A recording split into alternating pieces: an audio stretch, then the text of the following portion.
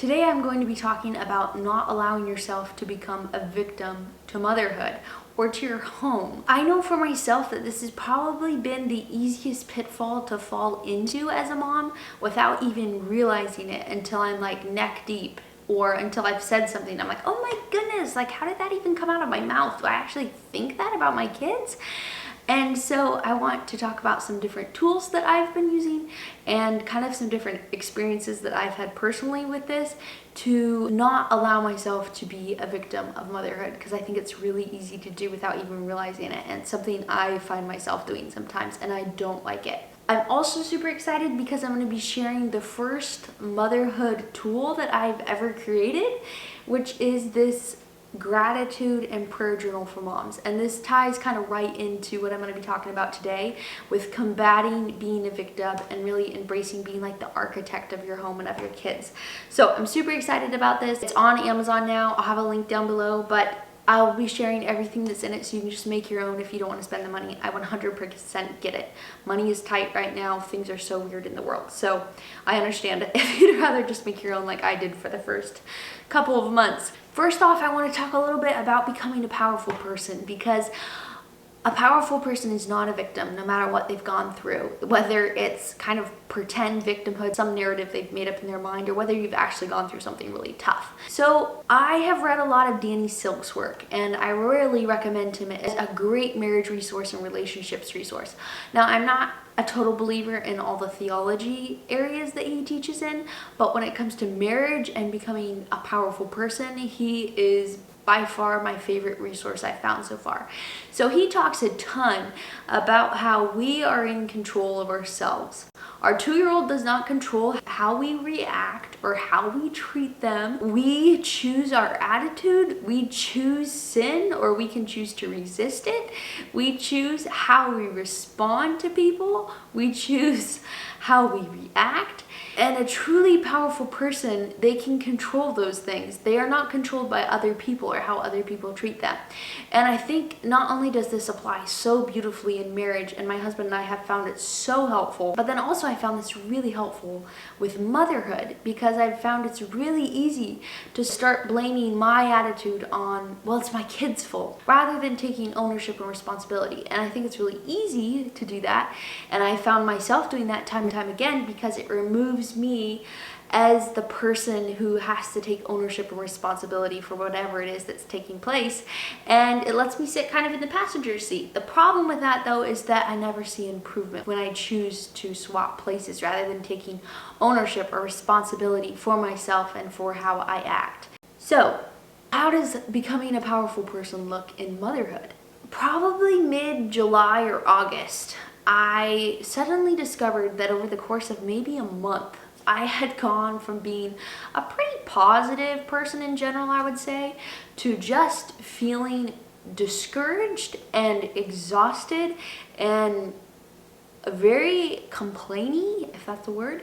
Currently at that time, I was kind of just coming out of that first trimester. I was really, really tired. We had a ton of work we were doing, a lot of physical labor on a house that we're working on, chasing around the 2 little kids, and it just felt like everything was kind of going wrong at the same time. Like we were having tons of vehicle problems, just different things that felt really rough, big decisions to make, all of that.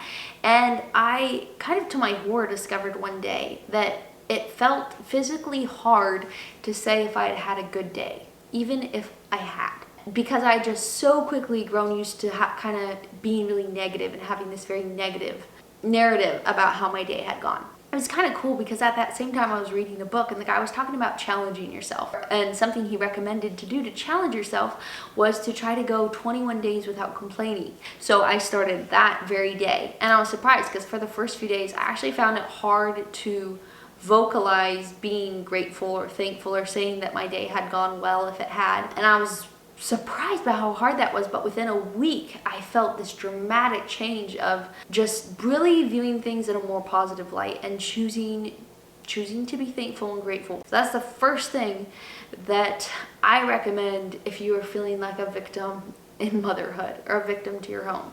The next thing, this is where I'm going to share this journal, gratitude journaling, and then praying for a change in heart. I'm so amazed how often I've prayed to be more thankful in different areas, or to have eyes to see different things that I've kind of just not noticed for a while, and how often God brings things to mind or brings things into my focus that I'd really taken for granted.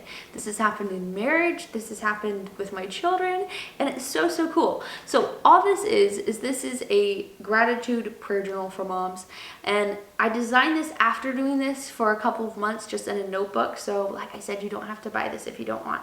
I would greatly appreciate it. It's $8.99 on Amazon, but I totally get it if you don't want to spend the money. So what this is it takes about 5 minutes to do, and it's choosing like 1 to 5 things that I'm choosing to be thankful for about motherhood today. So maybe it's early in the morning snuggling with Cassie. I mean, that's like one of the best feelings ever, to snuggle one of your little kids early in the morning. It's just you and them, but it's so easy to just take little things like that for granted. Hearing my kids giggling and playing together, like that's so sweet, and yet you can just go about your life and be so busy you don't even notice it. So choosing different things that you're grateful for that maybe happened the day before or have happened so far that morning. So that's the first section. I just do 1 to 5 every day, and it just really makes me have to pause and think, what am I thankful for today about being a mom? Because there are so many things to be thankful for if I change my perspective. Section number 2 in it is just an area where I can write one special thing I want to do with my kids that day to show that I love them. So maybe it's writing Carrie a love note and putting it in her little cardboard mailbox that I made her. Something to tell her, hey, I appreciated that you helped me do the dishes last night, or hey, I love you, I want to let you know that I'm proud of you, or reading Cassie a story, things like that. And then the next thing is concerning motherhood, what do I need prayer for today? Because I feel like every day there's something that I'm like, oh my goodness, I need so much prayer in this area. So maybe it's just asking God to really reopen up my eyes to things that I can be thankful for within motherhood, or things that I can appreciate about a particular child, things like that. And all of this takes me less than 5 minutes to do in the morning. It really turns my focus towards thankfulness for the tasks ahead of me, and for the day that's ahead of me, and for the children that are ahead of me in that day. And so I've found it to be hugely helpful with repositioning my heart in thankfulness. The last thing that I want to mention that I found really helpful and also very detrimental is the type of moms that you listen to. I've really tried to find a few very inspiring mothers that I look at, and you just so see them thriving within their role as a mom, or a stay-at-home wife, and they're growing and they're improving, and they're excited about their kids, they're excited what their kids are learning. And I found that just listening to them online, or just speaking to them in real life is so refreshing to my soul. And I so badly want to become that type of mom myself, because I know it's so easy to go the other way and to fall into just like really negative complaining about your kids, complaining about the work, complaining about our role, rather than seeing it as a blessing and seeing it as this amazing gift that it is. And so I found who you surround yourself with to be super important, and very challenging to myself as well, because I find sometimes for myself that I'm that complaining mom, or that I'm that person that's kind of using my kids as an excuse for why I'm not acting a certain way or losing my temper, things like that. And that is not who I want to be. That is a powerless person. And I want to be a powerful mother, and I want to not be a victim. And so those are just a couple of different things I wanted to talk about, because I think this is really a huge problem within motherhood, and it's such an easy trap to fall into. It's probably, like I said, the easiest trap I find myself falling into, and kind of having to pull myself out of and be like, oh my goodness. I'm super excited about this journal. Check it out on Amazon if you are interested. It would be a great Christmas gift for a mom, great for yourself. But like I said, it's $8.99. If you do love it, please leave a review or stars or something.